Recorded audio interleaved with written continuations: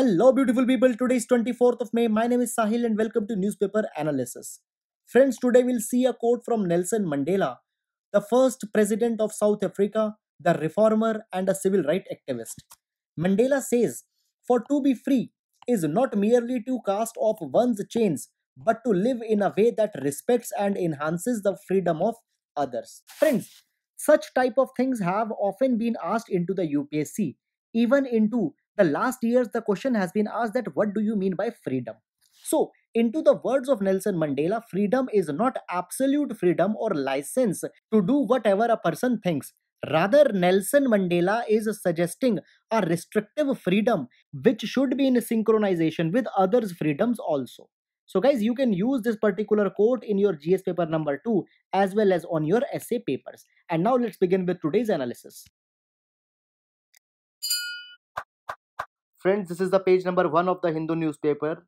Though there are certain major highlights, but academically important news are not there into the paper. So I will be taking some news from the PIB as well as from Down to Earth. Now, guys, let's have a look onto the highlights. First of all, railways have decided to run 2600 more Shramik special trains to bring back the migrant workers to their source states. Now, guys, we had seen into the recent days that the crisis which has been brought by the virus is turning not only into the health crisis but also into a humanitarian crisis. Moreover, guys, India being a signatory of United Nations Declaration of Human Rights, which was signed in 1948, it is a responsibility of the government to give the humane treatment to the masses. And as these masses or the migrants composes more than 450 million population of India, it becomes very much important to do such kind of initiatives. Now, friends, according to the government estimates, there are nearly 36 lakh migrants who are stranded into the different parts and are longing to go back home. Now, friends, their major destination stands to be the UP and Bihar. So, therefore, the majority of Shramik specials are also directed towards these two states. However, right now, not merely a tokenism of sympathy will suffice, rather, even much more enhanced steps are needed to be taken, such as there should be the backward as well as upward linkages also. As part of upward linkages, when these migrants will reach back their destination, there needs to be adequate quarantine facilities, there should be adequate health checkup facilities, and the prevailing steps should be taken so that virus could be contained. So, guys, this was all about this. Nothing substantial into the article with respect to exam. Now we'll move to the next. Now, guys, we are taking a news item from the PIB, and Ministry of Jal Shakti has recently celebrated the World Turtle Day as well as International Day for Biological Diversity. So we will look little bit about these particular things. First of all, World Turtle Day is celebrated on 23rd May, while International Day for Biological Diversity is celebrated on 22nd of May. Now, before going into the World Turtle Day, a question comes that what is the difference between a tortoise and a turtle? Guys, important for your ecology. The base difference is not that much difficult. First of all, tortoise are primarily land dwelling, whereas a turtle are the swimmers. They spend most of their lives into the water. So, their habitat is different. Secondly, the shell of the tortoise is more of a dome shape, whereas the shell of the turtle is more of a flat shaped. Now, guys, there is a something more different. For example, the tortoise, they have very thick and heavy scales on their front legs, and these shells act as the protective shield because, guys, they live majorly onto the land and there are so many predators on land, and they use these shields to safeguard themselves, whereas the turtles, they are primarily water dwelling, there are not that many predators, so they don't have such kind of shells on their front legs. Now, if we talk about the food habits, then the turtles are usually omnivores, whereas the tortoise are usually the herbivores. After this, if we talk about the lifespan, then the lifespan of the tortoise is really very long, and they live from 100 to 150 years, and sometimes their life goes even to 300 plus years. Whereas turtles, their lifespan is usually from 20 to 40 years, and rarely they cross an age group of 60 years. Therefore, turtles are less long living, whereas tortoises are much long living. Now, World Turtle Day is sponsored by the American Tortoise Rescue, which is a non-profit organization of USA. Now, friends, after this, whenever we talk about turtle, there is a name which comes, that is Turtle Survival Alliance. Now, it is an IUCN partnership organization which was established in 2001. And the aim of the TSA is to make a force for the conservation of the turtles. Now, guys, India is also the member into the Turtle Survival Alliance. Now, friends, mainly two type of turtles are there. One are the freshwater turtle and other are the marine water turtle. Marine water one are those which are found into the sea. So many a times we have discussed about the olive ridley turtle. So guys, he is an example of the marine water turtle. And apart from olive ridley, there are other species of turtles which are found in India are hawksbill, green turtle, leatherback, loggerhead. So guys, the IUCN status of all these turtles have also been given here. You can pause the video and can note it down. Now, talking about the freshwater turtle, in India nearly 28 species of turtle are found, and out of these 28, 20 species are found into the Assam alone. So guys, Assam is very much important for the freshwater turtles. Now, friends, these two particular species of turtle are very much into the news. Now, when we talk about black soft shell turtle, it is highly rare and has been given the status of extinct into the wild. So, guys, therefore, black soft shell is very much important. Now, guys, it is usually found into the region of Assam as well as nearby region of Bangladesh. Now, talking about Indian roofed turtle, this particular turtle has been given the status of least concerned onto the IUCN red list, and therefore they are not that much of a concern. So please remember their two statuses. Now, friends, if we talk about International Day of Biodiversity, then this particular day is United Nation backed day for the celebration of biodiversity. And now it is celebrated every year on 22nd of May in order to commemorate the Rio Earth Summit, which was done into the 1992. Now, friends, the theme for International Day for Biodiversity in 2020 is Our Solutions Are in Nature. So, please remember all these things in your mind. And now we'll move to the next news. Now, friends, here's one more news from the PIB, that is about the Hunar Haat. Now, Hunar Haat will be started from September 2020, and the theme will be local to global, as an appeal has been made by Prime Minister to switch to the indigenous products. Now, guys, if we talk about the Hunar Haat, then this is a particular initiative which was started by the Ministry of Minority Affairs. Under this, markets are organized into the various cities where artisans and craftsmen from different themes can come together and can interact with the buyers at one particular place. Moreover, these Hunar Haats also become important because into the February 2020, Prime Minister made a surprise visit to the Hunar Haat into the Delhi also. Now, friends, there are a large number of crafts which are dying, but they reflect the biodiversity of country. For example, there are various traditional attires from Jammu and Kashmir, from the South India. Then there are handicrafts, there are utensils, there are carpets. Then there is a special embroidery which is called as fulkari, which is from Punjab. Similarly, leather works of Andhra Pradesh are very much famous. Then there is kalamkari also from Andhra Pradesh. There is zari work, or also called as zardozi, which is very much famous into the Delhi as well as regions of Uttar Pradesh such as Lucknow. So guys, all these things get a market into the Hunar Haat, and these dying specimens could be saved. So, friends, these workshops or the Hunar Haats were going on, but they were suspended due to the present crisis. So, now it has been said that they will be the restarted from September, and the theme will be local to global. Moreover, it has also been decided that the people will be able to buy Hunar Haat products into the online way also. So it is much needed improvement into the times when the social distancing has to be observed. Moreover, guys, there will be the Jan Bhi Jahan Bhi Pavilion, which will create health awareness among the people, and there will be the theme Say No to Panic, Yes to Precautions. So, friends, all these things could be used as an example in your GS paper 2 answers. Moreover, for prelims also, there could be questions such as who organizes Hunar Haat. So, please keep in your mind. And now we'll move to the next.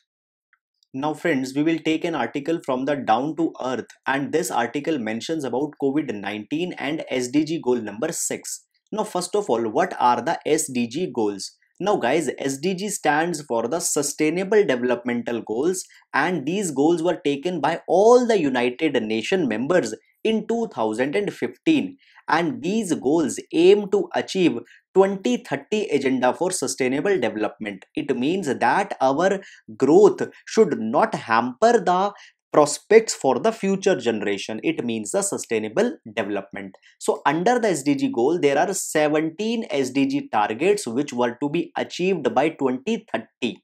Now guys, UN secretary has said that year 2020 to 2030 will be the decade for action. We need to be very much fast.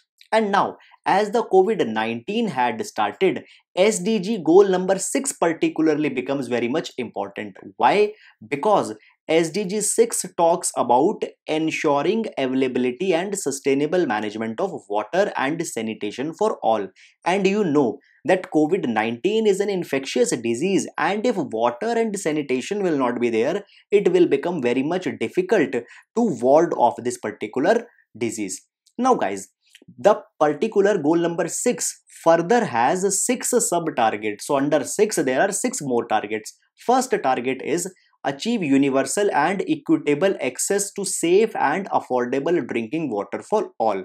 Now everybody should have affordable drinking water, but if we talk about the facts, then there are nearly 3 billion people who don't have access to even basic hand washing facilities. And if they will not have water, how they will wash their hands for soap with the for 20 seconds, which is often said. So we need to provide water so that hand washing and good hygiene can be maintained. Now guys, to meet this particular purpose, UN water members have came together and have asked that the international community should be brought together. Now guys, UN water is a collaborative effort where all the UN agencies come together to conserve the water.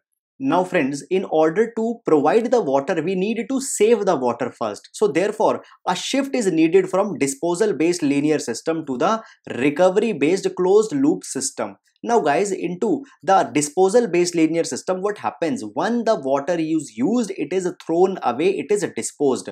However, into the recovery based closed loop system, once the water is used, it is reused, it is recycled, then again it comes into the use. So kind of a cycle starts. So we need to focus into the recovery based closed loop systems, and in this particular direction the projects should be started by the government. Moreover, after that, investment in local rainwater harvesting is also needed to be done so that local bodies, panchayats can save so much of water. Because guys, in monsoon, water is abundant, but after monsoon, the water is scarce. So rainwater harvesting can help here. Now, guys, after goal number 1, the sustainable developmental goal number 2 talks about the equitable sanitation and hygiene for all and end open defecation. Now, when we are talking about open defecation, till now there have been findings that there is very low transmission of COVID-19 through the fecal sources. However, if some new finding comes into the second wave of COVID-19, therefore we should be very much prepared and should actively work onto the open defecation. And guys, in this particular direction, special attention is to be given to the needs of women and girl. However, we have already started the Swachh Bharat Abhiyan, and under Swachh Bharat Abhiyan, specific attention is being given to ending the open defecation and sanitation is being provided. Moreover, friends, as we are talking about ending the open defecation, we also need to make our sewage systems very much strong, because there could be the leakages or intrusions out of the sewage system from where the fecal material could spread the infection if it is proved into the later times. So, in this direction, shit flow diagram is suggested, and guys, shit flow diagram is a strategy or a tool by which you can understand whether the sewage systems are efficient or not, so it could be utilized. Friends, after that, the 6.3 is to improve the water quality by reducing the pollution, eliminating dumping, and minimizing release of hazardous chemical into the water. Now, on to this particular front, some progress has been achieved into the present time. Why? Because of the lockdown. As industries are closed, their effluents are not being released into the water. But this is something which is very much temporary. So, therefore, the lasting solutions are needed into this particular direction. So, friends, what we need to do, we need to establish more sewage treatment plants. We need to adopt the decentralized water management system where the accountability should be fixed for all the stakeholders, as the effluents should not go into the water. Now, guys, after that, 6.4 talks about substantially increasing water use efficiency. So, therefore, people are needed to be sensitized as how they can use the water more effectively in that particular direction. They can reuse the water into their houses, can minimize the water use, can switch to bucket rather than using the showers when they are bathing, and all these kind of things could be done. Now, after 6.4, we go to the 6.5, and it talks about integrated water resources management at all level. Now, guys, how the integrated water management can be done? By converging the different programs which are talking about the water and bringing them under a single umbrella, so a holistic response could be given. In this particular direction, we had done one particular thing recently, and that is the integration of two ministries. So, guys, we have integrated the Ministry of Water Resources, River and Ganga Rejuvenation along with the Ministry of Water and Sanitation. And these two ministries have been brought together, and Ministry of Jal Shakti has been formed. So, this is an additional point which we can mention, that how the integration is being done. Now, guys, after that, there is SDG goal number 6.6, which talks about restoring water related ecosystem, mountain, forest, wetlands till 2020. However, this particular target looks far to be reached, and still much needed steps are to be taken into this particular direction. So, guys, we need to focus on to the glacier recovery programs. We need to focus on to the restoration of wetlands. We need to safeguard our lakes. You might have seen the example of Belandur Lake in Bangalore, which had become so much toxic that it is fuming because of water pollution. Now, guys, in order to conserve and restore the water ecosystems, we should drive a campaign such as every drop of water count. So, guys, all these things are to be done, and these are the sustainable developmental goal under the SDG number 6. So, guys, please remember all of them. They are very much important into the present times. So, guys, this was all about this, and now we'll move to the next. Now, friends, here's a news item where it has been said that details of large number of people has been leaked onto the dark net.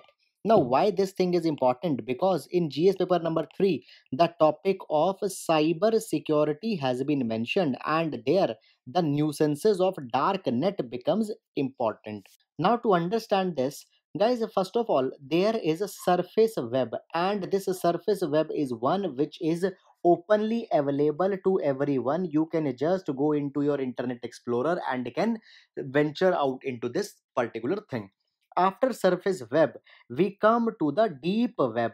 So, guys, now certain websites are there which you can't access freely, because those websites are unindexed. So, guys, their special software are needed to reach those kind of websites. So that is the deep web. However, if you go more deeper, then there will be the dark net. Now, guys, in dark net, there are large number of sites which are heavily encrypted, and you simply can't enter that particular domain. To enter there, you need specific browsers such as Tor or I2P browsers. And now, guys, various sensitive information is contained onto these websites. Usually, this dark net is used to sell the items which are prohibited. There was an example of Silk Road. Now, guys, this was a website which was selling the weapons, selling the drugs, cocaine, all these kind of things. So these type of websites are listed into the dark net.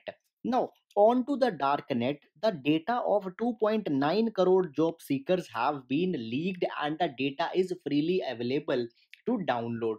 Now, this particular data contains the sensitive informations such as their email, phone number, home address, qualification, and such type of thing may pose a problem into the times to come if it is misused.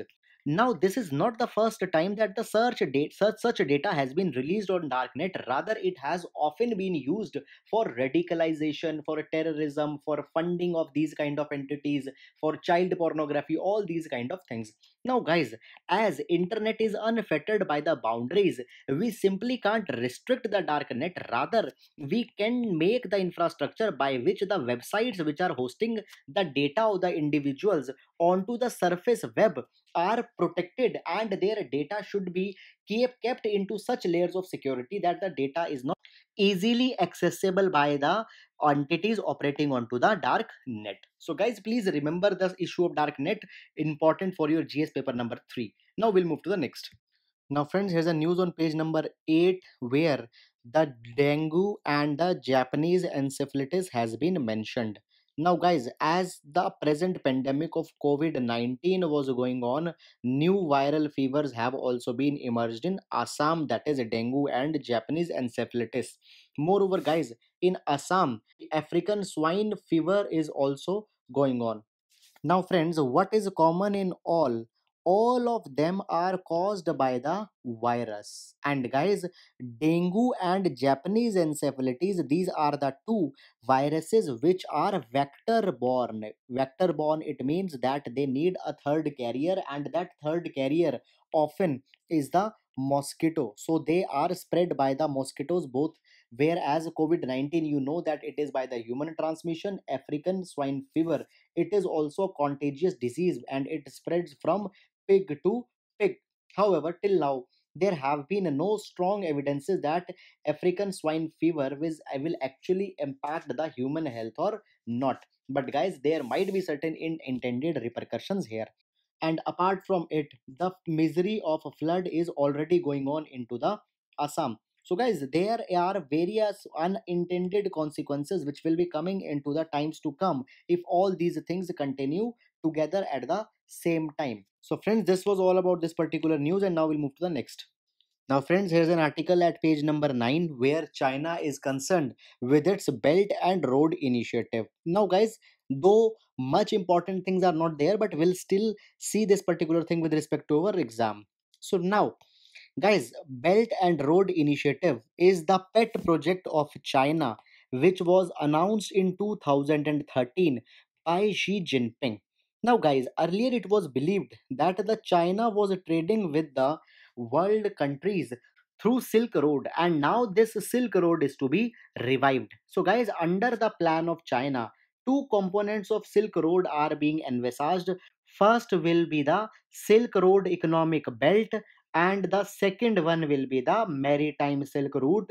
Maritime silk route will go from the water. Now, under Belt and Road Initiative, three continents, that is a continent of Asia, Africa, and Europe, will be connected, and massive infrastructure will be made in between, which will comprise of roads. It will comprise of railways, ports, and other such type of infrastructure. Now, guys, under this particular thing, all the participating countries which don't have their domestic capacities, they had received the funding from the China, and that funding has been given as a part of a loan. Now, the issue is this: as the COVID 19 pandemic had started, countries or the participants are not in condition to pay back the loan which they were expected to give back to the China. So, therefore, China is now thinking to shift the strategies with respect to the Silk Road Initiative. Now, friends, in China, there is National People's Congress, and this National People's Congress is just like the parliament. Now, every year in NPC, government's annual development report is presented where specifically the status of BRI is to be mentioned. Now, guys, into this year's report, it has been mentioned that China is committed to work on quality into this particular project, and this is the first time that it has mentioned. So guys, right now it is being said that shared growth through consultation and collaboration will be reached onto the Belt and Road Initiative. Now a question comes that why such fancy words are being used by the China. The reason is simple. The participant countries in between, they had asked for a loan waiver from the China for the loan amount that they have taken for the BRI. So guys, in this funding mechanism, China had given the interest free loans, had given the grants and various other kind of assistance. The China is now saying that they can restructure the loans. For example, the tenure could be restructured, the interest could be restructured, but simply they can't waive off the loan. So, friends, this is the update which is going on in the BRI. Now, friends, what is the stand of India on BRI? Then, India had so far have not shown the willingness to join the BRI. Why? Because there is a component of BRI, that is China-Pakistan Economic Corridor. And this China-Pakistan Economic Corridor passes from the POK, that is Pakistan Occupied Kashmir. And now if India will join the BRI, then it will mean that India don't have any problem with respect to the CPEC. Therefore, India is giving a nod to the POK project, and therefore we tend to lose our claims onto the POK. Therefore, due to CPEC, India is not showing the interest into BRI. Moreover, India thinks that BRI is nothing but a part of an attempt to strangulate India. Therefore, also India had certain concerns with respect to the BRI and is little bit reluctant to join the initiative. So, friends, this was all about this particular article, and now we'll move to the next. Now, friends, here is a news on business page where the finance minister has said that the banks should give loan without the fear of three C's. Now, what are these three C's? They are the CBI, CVC, that is Central Vigilance Commission, or as well as CAG, Controller Auditor General of India. Now, friends, the problem of 3C has also been mentioned into the Economic Survey of 2016. Here, Economic Survey mentioned that there is the problem of regulatory oversight due to which a kind of a paralysis comes into the policy. Now, banks, they are often overhauled by these three agencies when they give the loan and the loan turns NPA. It is assumed that due to some kind of bribe or any kind of thing, the loan might has been given to those companies which were not into the condition to pay back. So therefore, now the finance minister has said that now the government is giving the guarantee, and the loans to the MSME worth rupees 3 lakh crore should be given, and banks should not shy away with respect to that particular thing. Now, in this particular respect, government had announced the emergency credit line guarantee scheme, under which the sovereign guarantee is being given on the loans which will be given to the MSME sector. So therefore, banks should not concern and they should freely give away the loans. Now, friends, if you remember, we have discussed the Atmanirbharta Abhiyan, under which 20 lakh crore rupees economic package was given. As a part of this Atmanirbharta Abhiyan, 3 lakh crore for the MSME sector was also kept aside. So it was not like that 3 lakh crore rupees in cash will be given into the MSME. Rather, the plan was that the loan will be made available to MSME by the banks, and on that loan government will be giving the guarantee. So this is the entire scheme in this particular regard. So that's all about this particular thing, and now we'll move to the next. Now, friends, we are into the science and technology page, and the first news talks about adenovirus COVID-19 vaccine, which is now found to be safe. First of all, friends, the entire issue of adenovirus vaccine we have mentioned into the 19th of May newspaper discussion. You can see there. Moreover, friends, there have been mixed responses with respect to the adenovirus vaccine, And even also yesterday, that is on 23rd of May, we also discussed the adenovirus issue under the heading of Oxford trials. There it was said that the 80% success has been seen into the vaccine, whereas earlier it was said that the vaccine has failed. Now, guys, into this particular news item, it has been said that if one dose of adenovirus is given, then there are considerable improvements. So, in this particular article, the clinical trial phase 1, the participants, what was the response on that, all these kind of things have been mentioned. But guys, we will not be going deeper into these kind of things because they are not usable for our exam. Moreover, if you want to see about the adenovirus, you can refer to the 19th of May. Even yesterday also I had mentioned about this particular thing. Now, friends, here's one more news on science and tech, that is, feces sample can harbor infectious coronavirus. Now, guys, so far, the mode of transmission of COVID 19 is through the airborne particles, or also called as droplet infection. Here, if a particular person sneezes, then those droplets might come in contact with some another person and might cause the coronavirus to the person. Now, these droplets can travel far greater than 1 meter and can cause the infection. However, what about the feces of a person who had been infected? Because in this particular case the issues will become little bit more complicated. Now, guys, what happens when the SARS virus of 2003 occurred? Then there was a particular case when a large number of people into one resident society were infected by the SARS. Why? Because there were certain positive people, and the sewage pipeline was faulty, due to which particular thing the fecal material was exposed to the air, and through that particular thing it traveled to other people and they were got infected by the SARS. This is called as aerosolization. Friends, again I'll explain aerosolization. It is a process of converting some physical substance into the form of very small particles, and they are so much light that they can be carried by the air. So in that way also the infection can be carried. Now, guys, into the fecal material of a person who has been tested, it has been found that there are the RNA strains of coronavirus, and these strains are the active. But it is not right now clear whether these strains can infect the other person or not. Guys, earlier the report came where it was shown that there could be some potency into them also, but still the report is awaited. However, if this thing becomes clear that the such kind of transmission is also possible, then adequate care is to be taken with respect to the sewage into the hospitals where the people of COVID are being treated. Moreover, guys, it will become even more problematic for countries such as India, where the sewage systems are not very much proper, and in this particular way, the profusion will be much more uncontrollable. So, friends, this was all about this particular article, and now we'll move to the next. Now, friends, here's a news on FAQ page where domicile rules for Jammu and Kashmir has been discussed.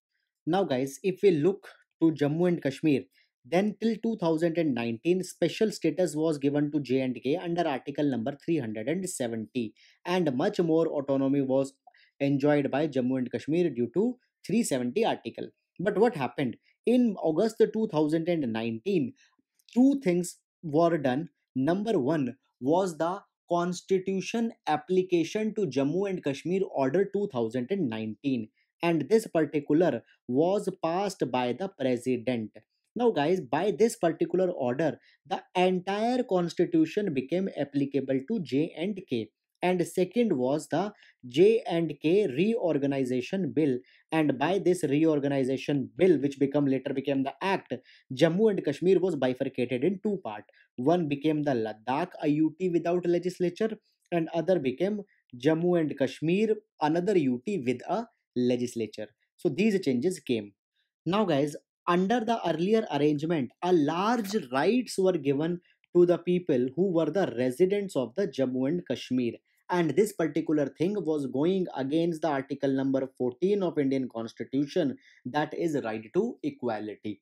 But they were protected by Article number 35A, which was also a kind of an inequality on the part of country. So guys, therefore what has happened now, as the entire constitution is applicable to J&K and it is on par with the other parts, so therefore now such rights and eligibilities are not required. So therefore now the jobs and other opportunities are being opened for the people. Therefore new domicile rule of Jammu and Kashmir has been passed.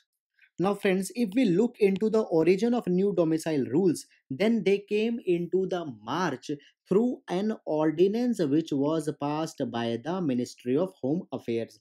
And this ordinance repealed large number of acts which were making the provision for the residents of J and K. And now, in respect to the job and other type of things, the protection is given to the domicile. Other earlier the protection was given to the resident, now the protection is to be given to the domicile. And now the conditionalities have also been laid as who can become the domicile of the Jammu and Kashmir. So friends, now the job, who can get the job in Jammu and Kashmir? The job can be taken by the domicile. Now who are the domicile, it has also been written. Now can only domicile get the job? It means that the jobs are they reserved for the domicile. Therefore in this direction it was said that domicile can claim only the group D job, means that the lower level jobs are only reserved for the domicile. Then there was a controversy on this particular thing, and they said that why only the lower level jobs are being reserved. So it is a kind of a insult for Jammu and Kashmir. So therefore new order was passed, and under the new order it was said that all the jobs are reserved for the domicile. Now friends, we will also look exactly who are the domicile into the new policy which has been revised. But please don't go much into the details and not required to mug up these categories because not that important for your exam. Now domicile will be anyone who has resided for a period of 15 years into the UT, or who has studied for a period of 7 years and appeared in 10th 11th 10th or 12th examination which into an educational institution which is located in J and K, or the person who is registered as a migrant by a relief and rehabilitation commissioner. Moreover guys, the children of central government officials, including the people from all India service, PSUs, autonomous body, banks, or statutory bodies, universities, research institutions, will also become eligible if they have served for more than 10 years into the J&K. So guys, all these people who are working there and worked for more than 10 years, their children will also become the domicile. Now, guys, the domicile status will also be given to the children of such people who reside outside J&K in connection with their employment or business or any other profession. But the parents have fulfilled the condition to get the domicile status. Moreover, guys, under the provisions, there is also provision that West Pakistan refugees and children of women who had married non-locals, they can also apply for job in J&K, and the power to issue the domicile lies with the tehsildar or the revenue official. So guys, these are all the conditions as how a domicile status can be taken, but not that much important. Now guys, we'll go to the next news. Now, first of all, friends, before going into the first news, there was an article with respect to the Kala Pani dispute in Nepal on the FAQ page. Deliberately, I had not covered that article because yesterday we had in very much detail discussed the entire history of Kala Pani from 1816 to the present times. If you want, you can refer to the yesterday's coverage. It is very good with the way forward also. Now, friends, we are on to the back page where some species of the plants which have been discovered are mentioned. Now, guys, first of all, where these species have been found, they have been found into the Western Ghats. Name of the species are Eugenia, Goniophthalmus, and Meme Now, friends, two regions have been mentioned where these plants have been found out. First is the Kakayam area of Malabar Wildlife Sanctuary. And now, where this Malabar Wildlife Sanctuary is located? It is located in Kerala. And the other one is the Kanyakumari Wildlife Sanctuary, which is located in Tamil Nadu. So please remember the names of these two wildlife sanctuaries. Friends, we don't need to go much deeper than this because then it will not be useful. So guys, this was all about the today's important newspaper discussion. I hope you are liking it. Thank you so much.